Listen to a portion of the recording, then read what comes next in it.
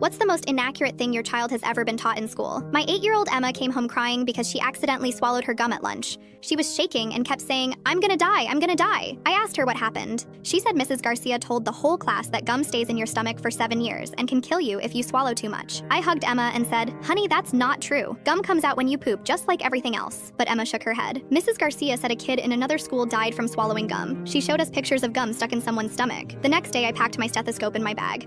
I'm a doctor at Children's Hospital. I emailed Mrs. Garcia asking if I could talk to the kids about what really happens when you swallow things. She said yes right away. When I walked into the classroom, 24 second graders stared at me. I said, "I heard you learned that gum can kill you if you swallow it." Every kid nodded. Some looked scared. Mrs. Garcia smiled big from her desk. I pulled out a real x-ray on my tablet. "This is what your stomach actually looks like," I said. "See? No gum stuck anywhere." The kids leaned in close. Mrs. Garcia stopped, smiling. "Your body is really smart," I explained. "It pushes everything through, even gum. It comes out in 2 or 3 days, not 7 years. A boy raised his hand. "But Mrs. Garcia said it sticks like glue." I shook my head. "That's not how your body works. I've been a doctor for 15 years. I've never seen anyone die from swallowing gum." Mrs. Garcia stood up, fast. "Well, thank you, doctor, but we need to do reading now." I started putting my stuff away when a girl asked, "So we won't die if we swallow gum?" All the kids started talking at once. Mrs. Garcia's face got red. She said, "The health book says." I pulled out my phone and showed her medical websites. "Every doctor knows this is wrong," I said nicely. She asked me to come outside. The kids watched as we left the room. "You just scared all these children," she whispered angrily. "Now they'll think they can swallow anything." I stayed calm. "But isn't it worse to scare them with lies?" She crossed her arms. "I've taught health class for 20 years. I know what I'm talking about." That night, Emma asked if Mrs. Garcia was mad at her for asking more questions about gum. I said no way. The next day, Mrs. Garcia gave a quiz. One question was, "What happens if you swallow gum?" Emma wrote, "It comes out when you poop," and got marked wrong.